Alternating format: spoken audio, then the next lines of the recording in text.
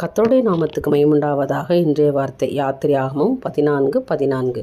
கர்த்தர் உங்களுக்காக யுத்தம் பண்ணுவார், நீங்கள் சும்மா இருப்பீர்கள். எனக்கு அருமையான தேவனுடைய பிள்ளைகளை, யுத்தம் கர்த்தருடையது, ஜெயம் கர்த்தரால் வரும். இன்றைக்கு நீங்கள் பார்க்குற எகிப்தரை இனி நீங்கள் வாழ்க்கையில் காண மாட்டீங்க. ஏனென்றால் ஆண்டவர் உங்களுக்காக யுத்தம் பண்ண போகிறார். நம்புறீங்களா? ஒரு ஆமேன்னு சொல்லுங்களேன்.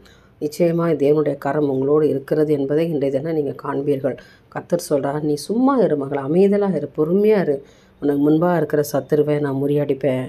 அவருடைய நீ பார்க்க மாட்டேன். எவ்வளோ வருஷமாக நீ போராடிட்டு இருக்கல, கண்ணீரோடு இருக்கிறியா, அழுது கொண்டே இருக்கிறியா, புலம்பாத, திகைக்காத. நீ இனி அழுது புலம்ப வேண்டிய சூழ்நிலையே இல்லை. ஏனென்றால் யுத்தம் அவர் செய்கிறேங்கிறாரு. நீ அமைதலாக உட்காந்துருங்க.